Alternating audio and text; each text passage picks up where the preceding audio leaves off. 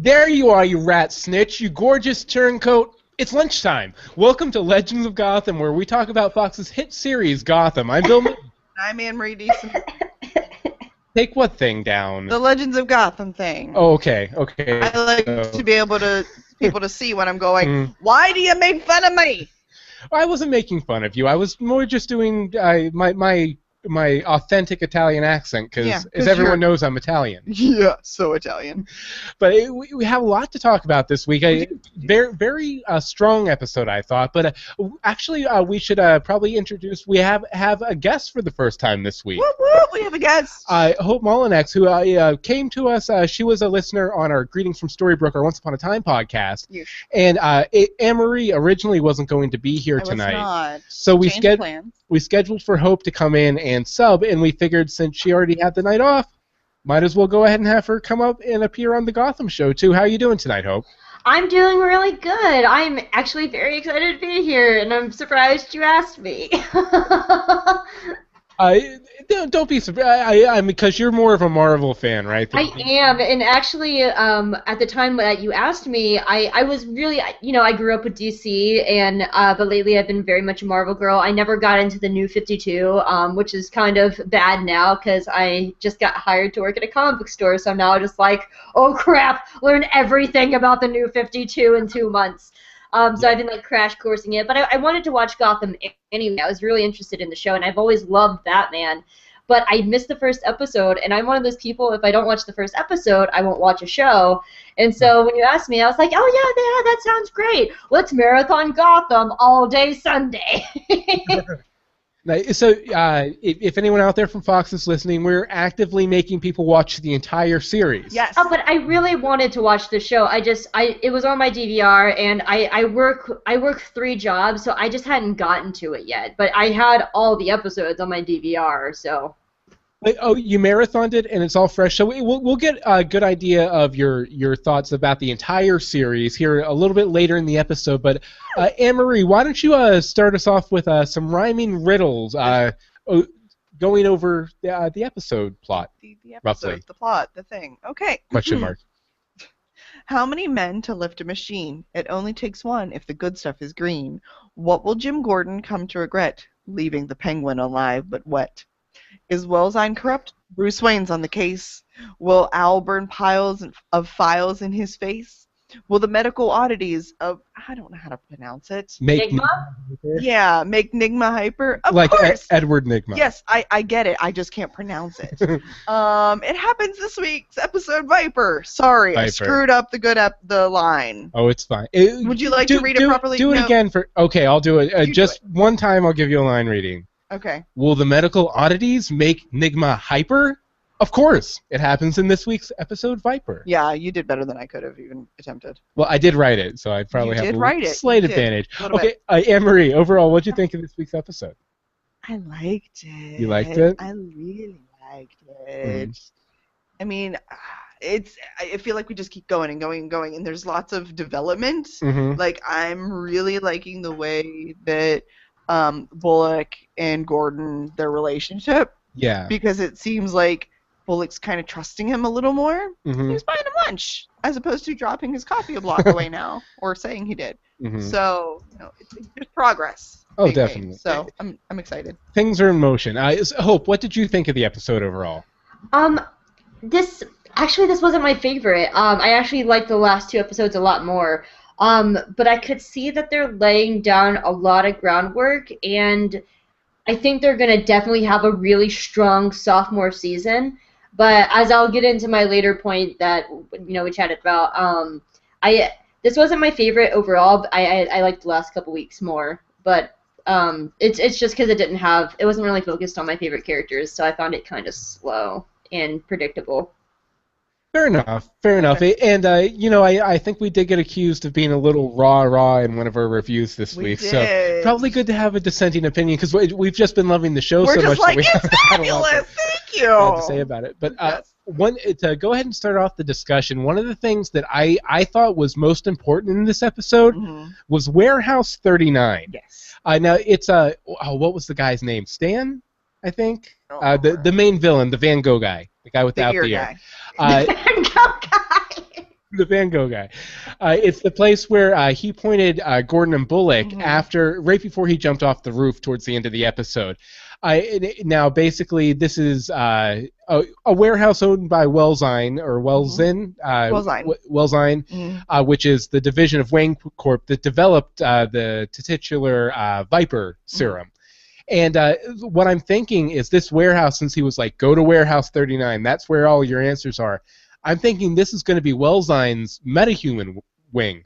This is where we're going to get some more of these supernatural-powered Batman villains, like your Poison Ivy, your Killer Croc, or, people with just augmented strength or augmented abilities.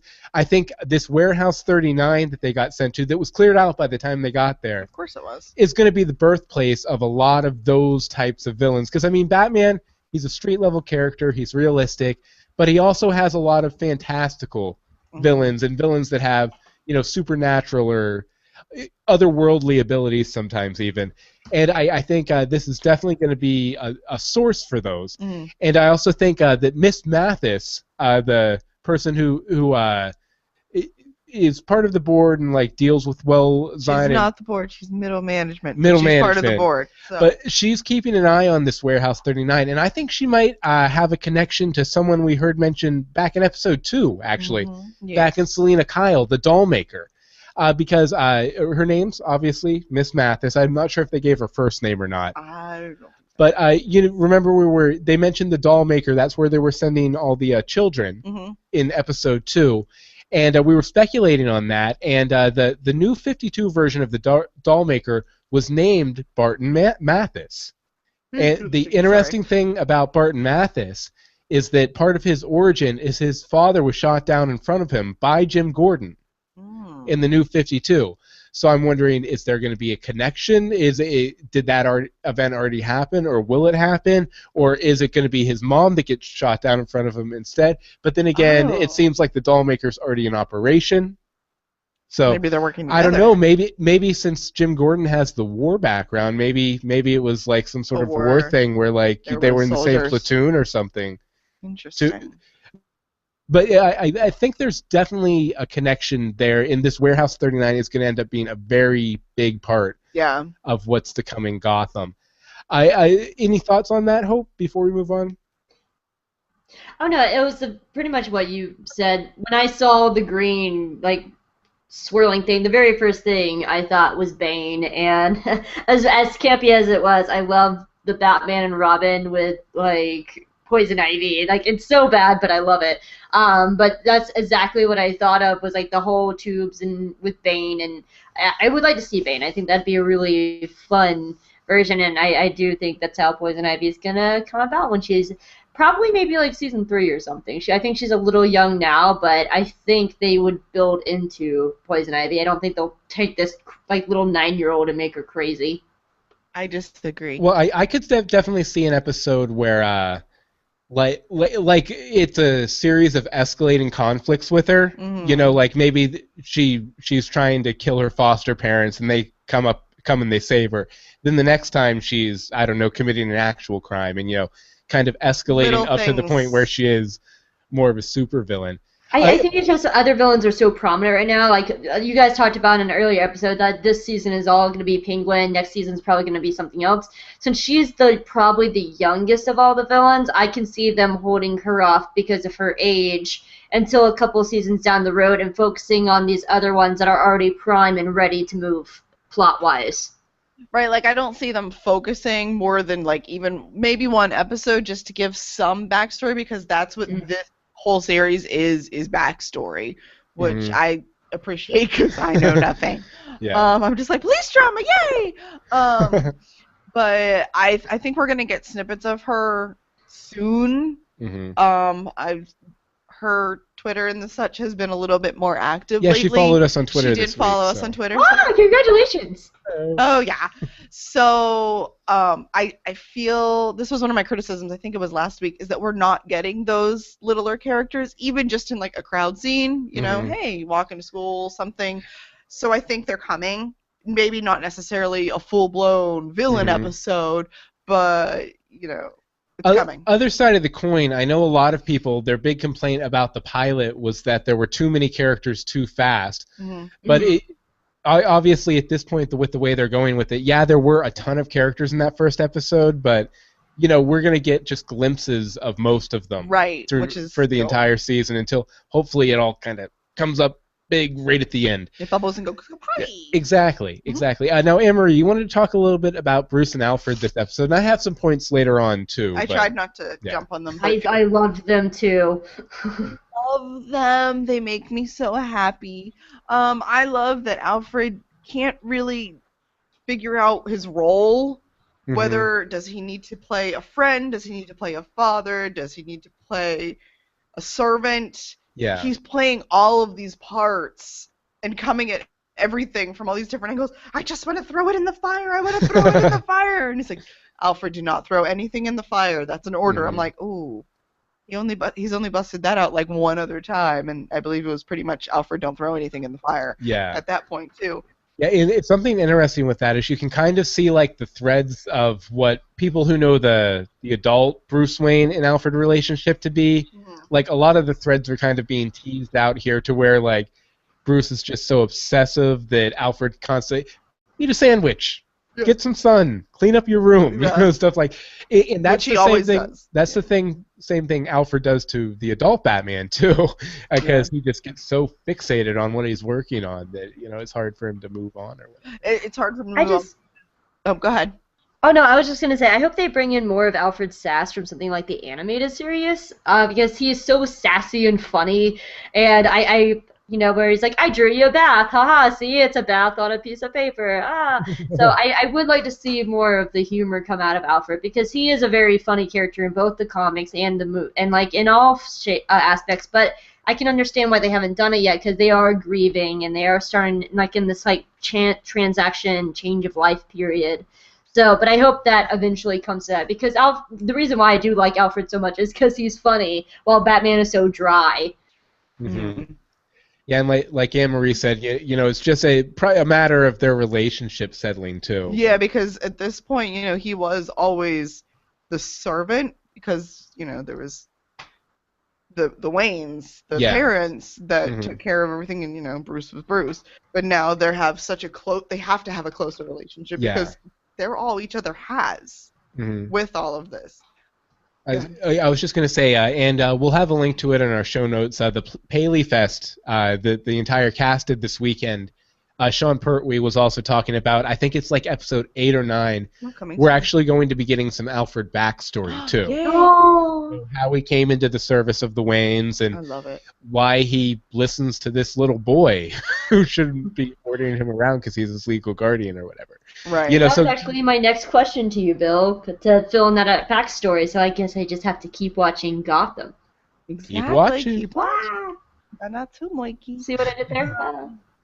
Some of the things that I really liked from their scenes together, like apparently today I'm just ranting and make lists. I like Bruce making his wall of information, sort of like you see in a typical police drama, which you haven't really seen in this one. So he's sort of bringing that element of policey things with, arrows and strings and pictures. I liked how Alfred called him a great detective, too. Yeah, that was nice. I want to understand how Gotham works. Why didn't Wayne Enterprises step in? Like those thoughts, and Alfred just wants to go because they're corrupt, kid. They're corrupt, but he can't. Again, it's that walking that line of. Stephen had said, to Gordon last episode, maybe the one before, that the Waynes wanted him to make his own choices, and that was very clear that he was to be raised to make his own choices. So that's what he has to battle to let him do. Yeah. I like that Alfred forced Bruce to go to the lunch, but Bruce wasn't really forced because he wanted to talk to the board members. I have some questions. And see, that was a very Batman thing to do. Like honestly, those scenes, like the preparing to go to the board meeting, him at the board meeting, everything, you could totally switch out Christian Bale in the Bruce Wayne part, and they wouldn't have to rewrite a line. Like, it just felt so Batman. Like, him going to deal with board stuff while the actual, supervillain stuff was happening. I loved it. It was cool, yeah. Yes, and last, that after the Viper is released in that board lunch thing, that Alfred basically throws his jacket over and like carries it out, and then sits down with the files and helps him figure it all out. Yeah. I love that scene because it's actually really, sometimes the most powerful scenes are the ones that are not spoken because actions do speak louder than the words. And in that one scene, there's not a single lick of dialogue. It's all just Alfred coming over, sitting down, Bruce looking very surprised and excited and happy, and like I think also a lot of acceptance. I don't think he was thinking that Alfred was accepting him at the moment. And he just like looks down. He's like, "Yeah, we did it! Yay! Oh God!" And it was very nice because sometimes the most powerful scenes are the ones that are just not spoken. And it was to me that was probably one of the strongest scenes in the episode. Oh, definitely. And I'll go ahead and deal with my thoughts on this scene too, since we're talking about it. Before we move on, real quick. But I just thought it was interesting because in that pilot episode when Gordon first comes to Wayne Manor and everything. I thought maybe Alfred was in on it then, but no, this is definitely the episode where you see, okay, Alfred is coming into the plan and finally trusting that Bruce knows what's up. He knows what's going on, he's on to something here. And I also, like I said, I really love that Alfred makes it a focus to make sure that Bruce focuses on his health, even though he's trying to do all these good things. And I really loved it. Initially, I thought it was The Mask of Zorro. Went back, rewatched, also looked at some other commentary online. Think it was Count of Monte Cristo. Or Cristo. On the Crisco? I know we live in the South, Bill, but come on, Crisco. He's making some chicken. No, Count of Monte Cristo, which, bit of a vigilante thing going on there, but actually more of a direct Bane reference. Because Bane, one, he was raised in a prison, and two, that was one of his favorite stories that he read in the prison. So I thought it was interesting, but I think there was also an intention to kind of look like Zorro there too, and Bruce was watching Zorro or whatever. But I thought that was very interesting. I guess, this makes me really sad. Every week throughout the season here, we've been doing a segment called, well, I guess we'll do the theme song.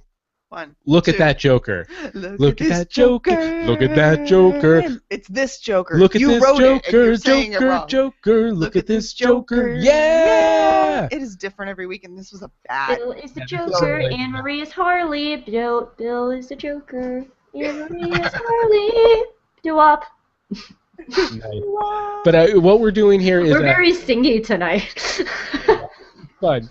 But at legendsofgotham.com, if you go up to the upper right-hand corner and click it, look at this Joker, you can get a breakdown of every episode, any Joker clues or suspects we've seen, every episode, and down and down and down, a lot of reasonable, really good stuff. And then this week. This week it's nothing. Yeah, basically the best Joker connection I could pull out of this week was the Viper juice itself.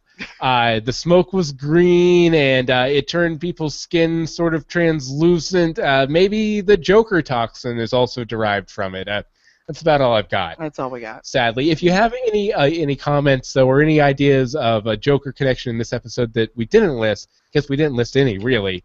This is more of a fake one. You can comment on this page. We have it open. Actually, Fee left a comment a couple weeks ago. I'll read here real quick. I have seen a few people on Tumblr throwing out the theory that Bullock will end up being the Joker. Origin of the idea seems to be how the guy called him a clown. I don't know enough about comic canon to know if it would be a grievous deviation, but it would be kind of funny if there's speculation about everyone maybe being the Joker, and then they're all like, psych, you were watching him all along. So maybe it's a thing they might do? I like that. I like it. I could definitely see that, although I do think they're probably going to lean more into Bullock being in on the game soonly. But you can check all that out at Look at This Joker. And let's see here. Okay, we've also been doing, since the podcast is new out there and everything, we've been trying to get people to go and leave reviews. We're giving away, Emery, do you have the poster? I've been wanting to see this poster because I haven't been able to watch your video podcast. I'm excited.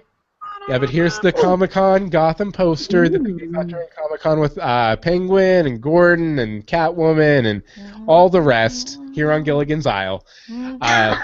Fox show? I don't think that was a Fox show. I don't think so. That was before Fox. But we're giving this away, and all you have to do is go to iTunes or Stitcher Radio and leave us a review, and you'll be entered to win this awesome poster. Which we have another one we keep meaning to hang up on the wall. We haven't done it yet. Well, it's because we don't have another poster for the other. But Okay. and another benefit to leaving a review is we'll read them on the show. Anne-Marie, you want to go ahead and read I'll these read 4 that we got this week? 4, fantastic. I wonder if I'm. Okay, Long Live Legends of Gotham from Lila56. I really enjoy listening to this podcast. The discussion of Gotham is very entertaining, and I enjoy hearing about the history of the characters since I have not read any of the comics. It is a great companion to the TV show. Cool. Love this podcast from Nicole ERL. I don't know if it's RL or Electronic Real Life. I don't know. Hey, there you go. Electronic Real Life. I love listening to this podcast every week when I'm at work. It is great to hear from Meeks and the similarities the show has to the comic books, and to have AMD have an opinion as someone who is new to the stories. She'll point out flaws in the show and also make you think about things you missed while watching it. This podcast is great for anyone, whether it be someone who knows all the stories from the comics or a new person who just started watching Gotham. Thank you, Nicole. Yes, thank you, Nicole. Fantastic podcast for a fantastic show from Brotherhead. Brotherhead. It's Brother Blood, you have to worry. Yeah, very true, very true. That's a DC reference. Go. Over my head. I know! I watch Teen Titans like a mofo. I love that show. Oh, the Teen Titans. Not Teen Titans Go, that's crap. Yeah, Okay. agreed. Okay, back to Brotherhead. I thoroughly enjoy Legends of Gotham. Like Bill, I'm a fan of the comics. Also, like Anne-Marie, I'm a fan of police procedurals. So this is right up my alley. If you enjoy Gotham, check out this podcast. It's fantastic. Keep up the great work, guys. As for the show, the only thing I'm afraid is that they're going to listen to the Batman fans and introduce too much Batman too quick. But as long as Bill and Anne-Marie keep up the show, I'll keep listening. I thank you, Brotherhead. Yes, thank you. All right, And we'll leave that screen name alone. Yes. Last but certainly not least, just an all-over good podcast from Keeb1003. I'm a slight bit of a comic geek. Gotham is good as a concept so far. Hopefully the concept can last over the long haul. I don't know if it will. The podcast, however, is pretty good. Yes, it may be rah-rah kind of podcast. Rah-rah. Sorry. You like the show? I'm We sorry. like it, but it's a podcast about a specific show. It's supposed to be that way. Very true. Meeks. I'm missing things. Meeks seems knowledgeable about comics, and AMD brings a change up from just a comic-based point of view. I dig the podcast. Keep it up. Thank you, Keeb. Yes, thank you very much, Keeb. And again, That's the very nicest 1-star pod rating I've ever seen with a podcast rating. no, but see, I was saying earlier, I like 1-star reviews, especially when they're so glowing. Because, it kind of makes it seem like we didn't just get our friends to come in there and, juke the reviews. But if you want to juke the reviews for us, just go leave one on iTunes or Stitcher Radio, and you'll be entered to win that beautiful Comic-Con poster. And as a podcaster myself, it really helps the podcast out a lot. It helps people find them, it helps them go up in the ratings, and it helps them look nice and pretty. And to be honest, from a person point of view, it helps give us the energy to keep going and keep podcasting. Because if we don't feel when we don't get reviews, it feels like we're talking in a void. Mm-hmm. This is true. So, if you love Bill and Anne-Marie and you love the show, go leave a podcast review. I'm audibly delicious. I think we should have Hope on every week to say the things that we're too uncomfortable to say. We can't say them about ourselves, so we're like, I'm saying that because I have 3 reviews on my podcast, and it's Bill and my mom. So it's really hard to be podcasting for years and not have any reviews, and so you have to just keep going, and you have to podcast on your own, and you have to give yourself your own strength. So I get really excited to know that you guys are so successful, and I'm proud of you. Aw, thank you, Hope. Ashy. Okay, Hope, why don't we stop making us cry? Cry on the last show too. Why don't you tell us a little bit about what you've thought about this season of Gotham so far as a whole, since you just marathoned the whole thing? Yeah, as I mentioned, I wasn't the biggest fan of this episode, and I started thinking about the season as a whole because it is so fresh in my mind, and I was going, okay, I really like this show, but at the same time, it's not blowing my mind. If I had to give a rating overall, I would probably give it a 70, 80-ish. It's not in a couple episodes a little bit lower. And I had to think about it. I was I could watch Big Bang Theory or Gotham first. I'm going to watch Big Bang Theory because I love that show. Oh God, I'm gonna get haters. I feel it. Um, and so I started thinking about it, and I realized the reason I don't like this show is that it's a crime procedural, and I've never liked crime procedural. I've never liked the SVUs and or the CSIs or the letter TV shows, and I see Anne-Marie having a panic attack. Yeah, Anne-Marie's definitely having a panic attack But to over. me, like, crime procedurals are very boring. They're predictable. Like, there's a bad guy of the week, and they figure out the bad guy. There's a bad guy of the week, and they figure out the bad guy. The story is like the people. And so that I realized that's what Gotham is. It's a crime procedural, but with Batman. And I realized it because my other exception is Elementary. I'm a huge Sherlockian. I love everything Sherlock Holmes. And if it wasn't Sherlock Holmes based, I probably wouldn't watch Elementary because it's a crime procedural, and BBC does it better. And I started noticing there's a lot of similarities. Like episode 3 of Gotham is about a balloon man. Episode 3 of Elementary that came out 2 years ago was about a balloon man, and it's really stuck out to me, especially since that's the episode that made me like really want to watch Elementary. That's my favorite episode of Elementary. But what makes this show different is because it's about Batman. If it wasn't about Batman, it would be your normal CSI, SVUs, letter shows, TV shows. So to me, the bread and butter of the show is the characters, and then that's what I like about TV opposed to movies. I'm very much a TV person. I don't go to movies a lot unless I really want to see them, because I don't really. What makes a show to me is the characters and their development and their journey. Even if the plot sucks, a character can carry a TV show. We've seen that, and you guys' other podcast, Greetings from Wonderland, the Knave of Hearts carried the TV show and it sucked. And so, like, I'm really invested in Fish. I'm really invested in Oswald. I'm really invested in Kat. Gordon, I wish he would smile more. He's very stereotypical straight-laced cop. I can't wait to see him grow. And like Anne-Marie said, I really love Bruce and Alfred. I want to see them. I want to see more Riddler. But the reason I didn't like Viper this week is because there wasn't a lot of Fish. There wasn't a lot of Cat. There wasn't a lot of Oswald. So it wasn't these characters I was very invested in. But that's just overall. It's the Batman aspect, and I love villains. I love villain origin stories. You have to have a good villain to have a good hero. If your villain sucks, your hero's going to be boring, and that's what carries this show and keeps it going for me. Mm-hmm. Are you enjoying, the Freaks of the Week too? Obviously you thought the Balloon Man was a little derivative of Elementary. But past that, have you been enjoying like the Kid Wranglers and this week with the Viper and everything? Yes and no. They've been hit and miss for me. If it's one of those things like if the Kid Wranglers came back and because Agents of S.H.I.E.L.D. did the same thing. Like I'm like I said, I'm a big Marvel person. Agents of S.H.I.E.L.D. in the first half of their season, they had a lot of like episode of the week, villain of the weeks.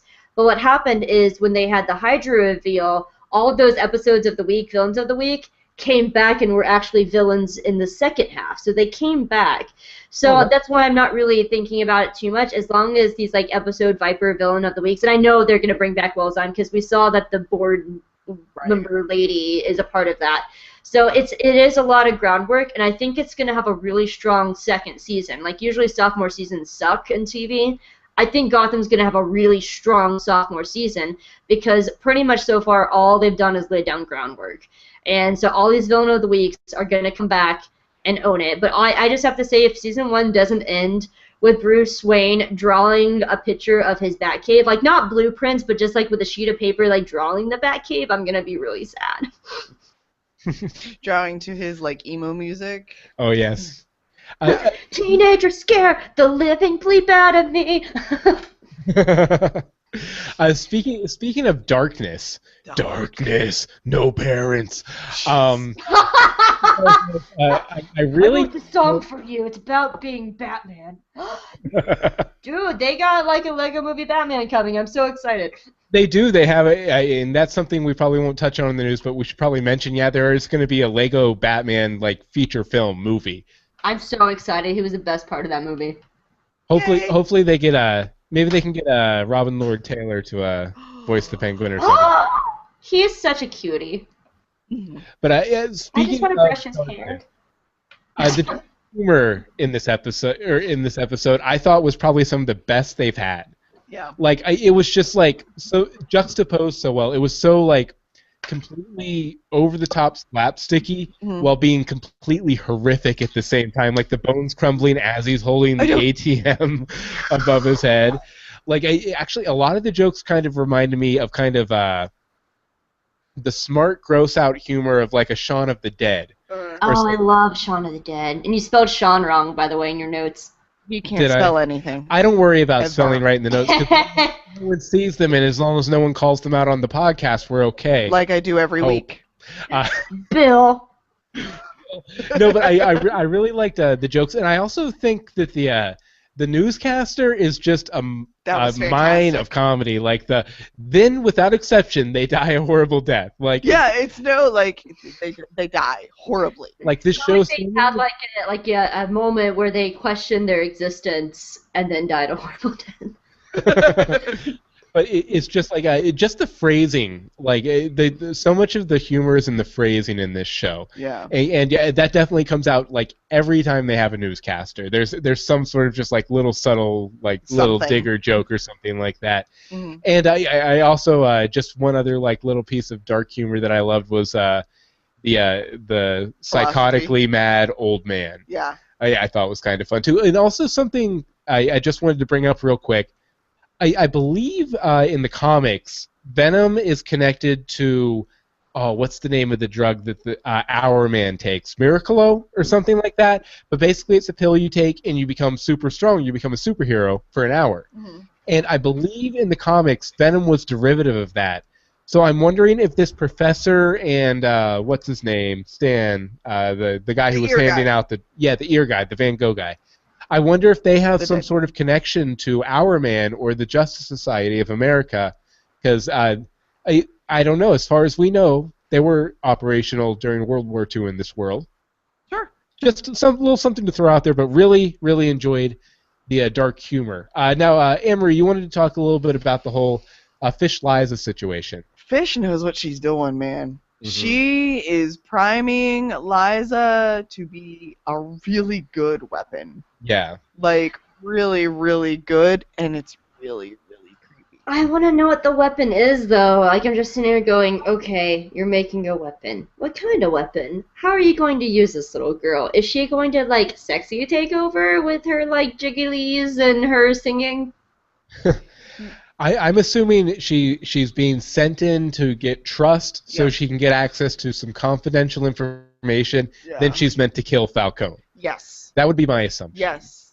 Absolutely. That's exactly what, like, she's building her basically to be Falcone's mom, which obviously... Because Falcone obviously has, like, mommy issues. Yeah, of course he has mommy issues. He's Italian. Yeah. Where are these mommy issues coming from? I think I missed something. They never flat out say it, but the aria that she learns is something that his mother sang to him. Oh, I remember that. Okay, see, that's how much this show is leaving an impression on me. Yeah, and they even dress her. She changed her hair and gave her an outfit very similar to Falcone's mother. Falcone's mother. And everything that Fish was doing with her, she was like, no, you have too much... You just say it like a mother. Yeah, okay, I'm on board now. I forgot that part. Yeah, it's a lot of that, and you could almost see the moment where Liza realized what was happening. Mm-hmm. It was as soon as he said, this is something that my mother... And the light went on. And she was like... Oh. And I think the light went on for you too, because we were watching the episode the first time through together, and you were like, I was angry. Arya? Mommy, daughter? What's going on here? I don't understand. And then that last scene, you were like, love it. Yes. Okay. Any other thoughts on Fish? Okay. Let's see here. Hope, you wanted to talk a little bit about Gordon and Oswald. Yeah, I like this kind of weird bro team that they have. I don't have really a great word to use other than bro team, because they're sort of allies. They're like enemy allies. But I just like the setup of what's going on. And you guys have I kind of power listened to some of your past episodes the last 2 days. And you guys have mentioned this before, is that that the Penguin's going to be the informant for Gordon and stuff like that. I just find it interesting. It's just placing Bullock and Gordon on opposite sides of the playing field, and at some point, they're building up to this big clash with them. But I just like the dynamic. Gordon's so straight-laced and serious, and I don't think he's smiled more than, hey, there's my hot wife. I don't think he's smiled at all past that. And like Oswald is just so crazed, and he has so much energy, and I just love seeing them together because Gordon's just like frowny food stir, and he's just like, oh my god, I'm Oswald, and I'm here, and I'm great, and this is awesome, thank you, sir. So I just love their dynamic. It's giving Oswald's energy gives energy to Gordon, and kind of gives him a fire. You said I can say ass on this podcast? Yeah, gives him a fire under his ass, and this like gets Gordon to actually get up and do things, and it gives his direction drive, and I think it's interesting to see a villain give a hero drive, and not in the drive to go stop the villain, as in a drive to go stop other villains. And I think Oswald's kind of the one that's kind of pushing Gordon right now, opposed to Gordon using Oswald. Definitely, and I also thought that Oswald Penguin, that he made a really bold play, but he really, if he wanted to move as quick as as Gotham is moving around him, he had to do it. He had to take that risk about telling Maroni about his past and everything, kind of pushing. And you saw the look in Gordon's face when he just gives Oswald this look of like, oh, you did not, crap. That means I'm in this too. I hate you. Silent glare. I'm gonna kill you, but I'm not really. Damn it, I'm in this too. Damn it. Yeah, because now at this point, Maroni has Gordon like everyone else thinks they have Gordon. Like Falcone thinks that he has Gordon because they think they have Gordon from the whole killing Penguin thing. Now, because of that whole situation, Maroni has Gordon like everyone else thinks they do. So it's going to be interesting to see, how Maroni calls that in, or if he does, or when he does. Gordon's like the plot bicycle. I'm not going to explain what a fandom bicycle is, but he's like the plot bicycle. I feel like Bill's face trying to process that. What? I was going to ask for an explanation, then I thought, you know what? Maybe not. Maybe not. Anne-Marie, did you have any other big points you wanted to hit? No. Okay. I'm sorry. Let's see here. Okay, so we'll wrap up with what Hope wanted to talk about here, a little bit about Gordon and Bullock. Now, you guys were talking earlier about how, you guys think it's great that, no, they're all friendly and stuff. I'm sitting here going, when did Gordon and Bullock become so friendly? When did this happen? They've been pretty toxic and just kind of, watching each other up to this point. And then I started thinking about, how much is Bullock playing up that he is a bad cop? Alice Cott, I told you, I'm so sorry, I'm a Marvel girl. Alice Cott is actually writing Secret Avengers right now for Marvel now, and Bullock reminded me of Hawkeye in Secret Avengers, and there's a part where Spider-Woman goes up to Maria Hill, and she goes, why is Hawkeye on this team? He's lazy, he's stupid, all he cares about is food, he doesn't do anything useful. And Maria Hill looks at her and goes, that's exactly what he wants you to think. He wants you to think he's lazy. He wants you to think that he's stupid and doesn't get the job done, because then he's not on your radar. You're not going to pay attention to Hawkeye. And I think that's exactly what Bullock is doing to Gordon. He acts drunk. He acts irrational. He acts crazed, when really we see that he has all these contacts. Well, how did he get them? He's friendly with these street people. He compliments them. He gives them little gifts. He compliments Fish. And now he's starting to do that to Gordon. Gordon, he's starting to play the good cop that Gordon wants him to see. And I think that he's trying to get Gordon to not pay attention to him anymore. And he's trying to get off Gordon's radar so he can go and do more nasty things behind Gordon's back, because now Gordon's dealing with Oswald. Now he's dealing with Barbara. And I think Harvey is starting to realize that. So he's playing up Gordon the same way that Hawkeye plays everybody else, because he doesn't want anyone to notice him. I really like that. I like that a lot. It's like a double cross kind of. Something like that. But together and nice and stuff.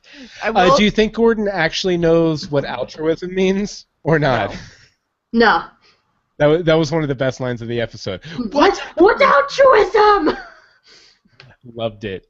I definitely think that things are going to keep ramping up with the crazy. Like, I mean, we even just saw this episode, like the guy running down the street with the ATM on his back. That was and stuff. hilarious. Like, yes. He had the biggest grin on his face, like, I did it!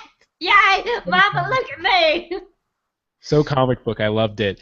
But I think the crazy things are just going to keep ramping up like that and getting more and more horrific to where eventually, even if your wonderful theory turns out to be right, Hope, that Harvey's kind of playing Jim like Jim's playing Harvey. Mm-hmm. I think they're eventually going to have to come to a place where they have to get really close in order to survive all this craziness and all these crazy characters around them. Emery, you had something you wanted to add, I think? This was the first episode where Bullock didn't have to save Gordon. This is true. Yeah, because you mentioned that last week. Right. I was like, let me say this awesome theory. Oh, look, it doesn't happen in the next episode. I think the breaking... What? Oh, I was just saying, I think the breaking point's going to be Oswald. What's going to happen when either A, Harvey already knows Oswald is alive, and he's not letting Gordon know, and because he just has no proof of how to prove it. Or B, he thinks that Oswald is dead, and when he finds out, that's going to be the next step to Gordon and Bullock's relationship, and it's going to depend on what external plot is happening around them. Yep. Oh, for sure. Well, it's because if Oswald is alive, Bullock's in danger too. Mm-hmm. Because if Jim didn't kill him, Bullock was to kill both of them. Yeah, and, Bullock was the guy who was supposed to get Jim on board with the program, and if Jim's not on board with the program, then you know how these mob types are. Yeah, they'll take it out of Bullock. Okay, we're going to do something we don't do every episode, but I figured it would be fun for this episode. Okay. We're going to take a couple minutes here and just randomly read things from our notes for the episode, because we always take very meticulous notes. Oh, crap. I have greetings from Storybrooke notes. I can yell that.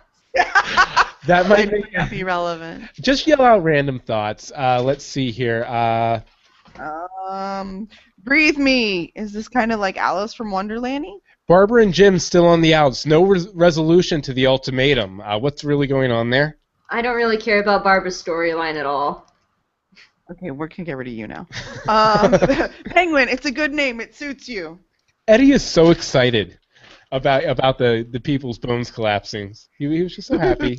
I can't wait to see more of Riddler, and I hope him and Penguin get together soon because they'd make a really cute shipper couple. Very, very... You told me to yell random things. I have a comb. Edwald? Team Edwald? There we go. Oh, no, I'm leaving now, and jumps off the roof. Let's see here. A classic villain origin for Stan, almost like the Riddlers from Batman Forever, actually, because he was a disgruntled employee of a Wing Enterprises subsidiary who causes havoc in Gotham City. I would like to see more turmoil with Bruce and see him not getting along with other children because he doesn't understand how to get along with children anymore. I would like to see him around other people. Yes. And to see the rest of that set, like what does the rest of the manor look like? Exactly. Yeah, because we really only get that one room, right? In the outside. Let's see, anything else important here? Just my stupid Joker for this week. Fish is the bread and butter. I think she's great. Kat is great too. I can't wait to see more of her. But honestly, what I think it's going to boil down to Fish's next move, and honestly, she's the best villain in the show, by hands down. I thought Liza's training period seemed kind of quick. Yes. A little bit. I could do without the whole Liza's training period, because it was boring. Really boring, but as we learned, it's set up exactly the way it needed to be set up. Fish is great when she's dominating other men, and that's her strong point because she's a very incredibly strong female character, and the fact that she does her own dirty work and she's not a pretty doll on a pedestal is what makes her a really strong character because she will tell you exactly what she feels. And so this whole thing with Liza just feels like a waste of time because she's not like... I sound really feminist right now, but she's not sticking it to the man. Awkward. I had one more. I thought it was weird that Jim sprayed the dude with the Viper. I don't know why. I thought it was weird. Well, I think it was just a situation where he was kind of like fearing for his own life a little too, and that was the only out he saw. Oh yeah. But one point on the Viper, and then we'll do our final ratings for the episode. I saw a lot of people online being like, come on, would you really just take a vial of something someone threw in your guitar case? One, the guy actually had a sign that literally said, give me drugs. Two, Yes. I've known a lot of professional musicians. People give, even if they don't do drugs, people give professional musicians drugs like all the time, and they never like do testing kits or something. Why would you? Exactly. So I And felt also the people he was targeting were people like prostitutes and like people and like lower class people. If he would have given like walked down Wall Street and was like, here Wall Street people have these drugs, they would have been like, oh, what is this? But it was people that statistically are known to take drugs. Exactly. Okay, so arbitrary scale. We'll start with you, Hope. Out of God, why me? because you're the guest. I know, but you know I hate math. Out of 237 empty jugs of milk, how many empty jugs of milk would you give this episode? I'm actually gonna try and give a number instead of a percentage. The machine of Damocles is hanging over your head.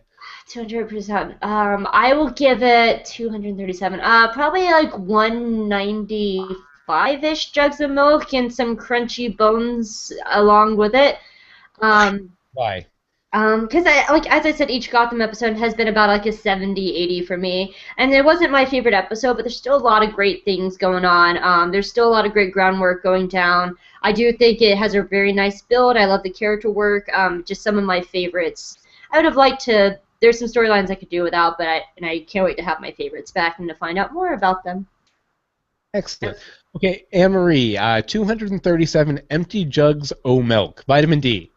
What do you give it? 194. Why? Because I really liked it, but there wasn't enough meow for me. Yeah, just that one little There scene. was that one little scene, and I love her. Meow. Meow. I also kind of. I'm sorry, there's a huge roach on my wall. I kind of have to go kill it. I'll be right back. That's fine. Sorry. No, it's like 2 inches big. Oh my god. All right, here, we'll go ahead We'll and mute for you a while you minute. do that. Oh my god. Let's see, now It I'm like happens. terrified watching it. Oh. The South, folks. The South. What was I gonna say? I liked it, but I kind of wanted more of the Bullock and Gordon, like how he's had to save him, and he hates him, but then he saves him anyway. Oh, she's back.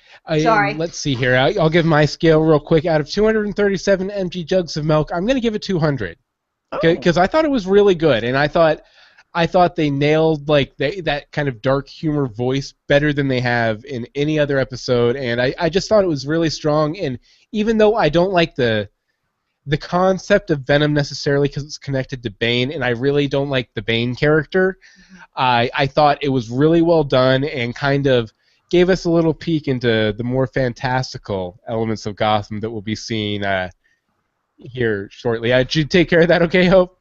Yeah, I'm so sorry. It was on my screen, and we live in the woods, so yeah, I have all my windows open. It's really hot in my room, so it's like 50 degrees in my room, and it feels great.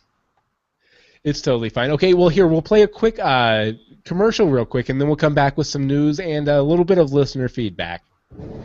The teenage hunted on the run. A titan falls, a familiar hand holds the gun.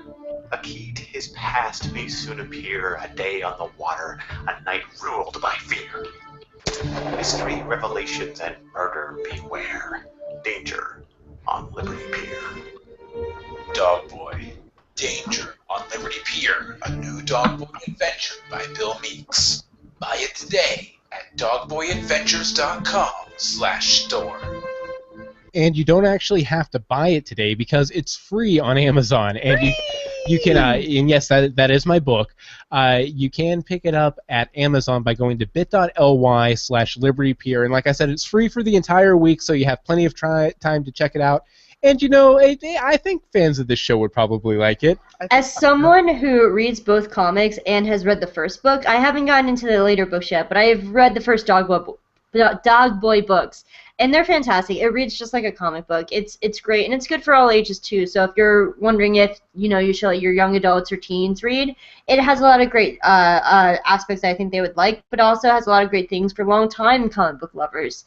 Dog Boy is great. It's just I highly approve of it. I know it's free this week, but spend your money on it because it's totally worth it. Okay, Hope. Hope's PR company. I was going to say. I run social media for a comic book store, so that's my daily job.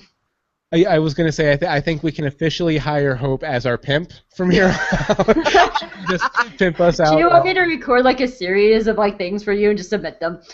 Probably. I'm doing that for Other Side of the Mirror this week. I'm doing their Knave of Hearts background. Right. Okay, and now on to the news. News. Okay, first up the ratings, and a little bit of a dip. It went down to 6 million viewers, 2.2% share. These were early numbers, so they could be adjusted. Dipped 6 and 8% respectively. Still, that's not bad. One of the best shows on the network as far as ratings go. So, I ain't scared. I ain't scared at all. Okay, we also have a promo from next week's episode 6, rather. Spirit of the Goat. Spirit of the Goat. This is another one by our friend of the podcast, TJ Scott, directed by TJ Scott. And as usual, we're going to just watch the promo and tell you what happens. And react. Okay, there's a real scary guy in a mask. Is it a circusy thing? Yeah. And a guy hanging over mask. a pit. Hey, was that? What's her face? Yeah, Barbara Keene, I Barbara. think. Yeah, and that looks almost kind of like Batman-y / Scarecrow-ish, but it's probably not either of them. I'm guessing he's called the Goat. We have Edward Nygma with a question mark coffee mug. Again, with more people I don't recognize. Mm-hmm.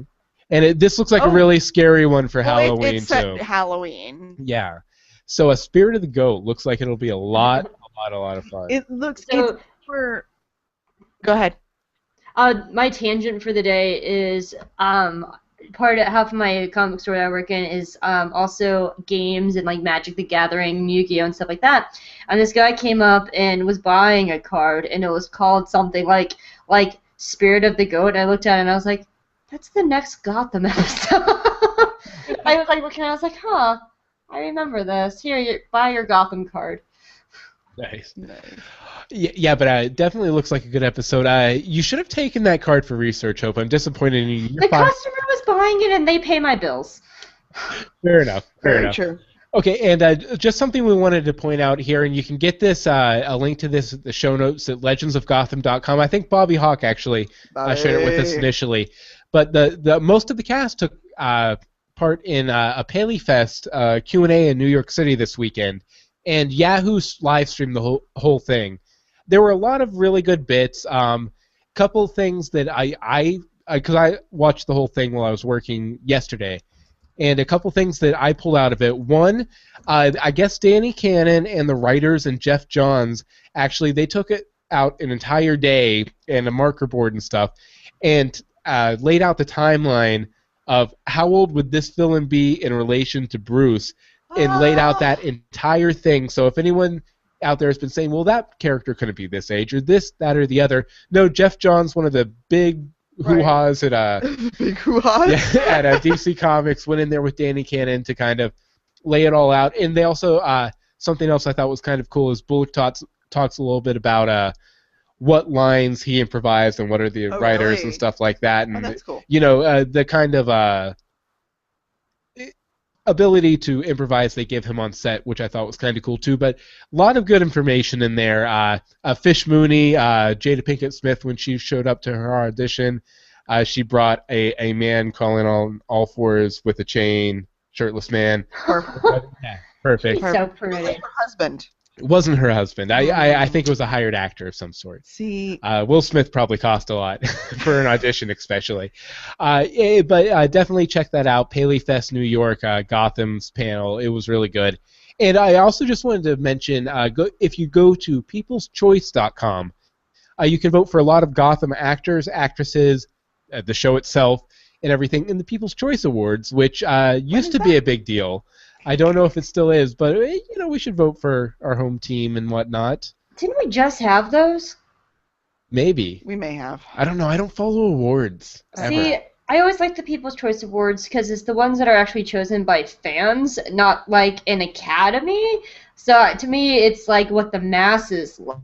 So that's why I've always loved the People's Choice Awards, opposed to say something like the SAG Awards, where it's like it's chosen by an academy. And there's nothing wrong with the academy. I'm not saying that. But I like those kind of award shows. I think that Lord of the Rings probably would have won more Academy Awards for Fellowship and Two Towers. Right. Nice. Okay, and let's see here. We're going to close up with a couple of voicemails real quick. We didn't use too many because we had to record 2 podcasts tonight, and my voice is all... It's dying, basically. Yeah. But we always encourage you, after you go watch Spirit of the Goat, we need you to stand up from your couch. We need you to turn 90 degrees towards your hallway, and then we need you to run as fast as you can down that hallway until you find a computer. And now, if you have to run through a wall, if you have to run through several walls, several houses, totally fine. Find a computer, email us, legendsofgotham@gmail.com. The Twitter's @legendsofgotham. The Facebook is facebook.com/legendsofgotham. And the voicemail number, which we almost always play, is 424-274-2352. Again, that's 424-274-2352. And we have a couple here. First, we'll start off with Bobby Hawk. Hey, Bobby! Hey, Bill Amory, it's Bobby. Hi, Hope. I thought the Gotham was the best episode yet, by far. Fish Mooney's even starting to grow on me a little bit. It was cool to see little Bruce start to become the detective we all know he will be, finding out just how corrupt Gotham can be. It seems as though Wayne Enterprises might have had something to do with the Wayne's death, which I find rather interesting. But it was also cool to see Alfred start to join in on the investigation. But that's not what really made this episode for me. What made this episode for me is it was the first time I felt that it was like a comic book story and a comic book villain.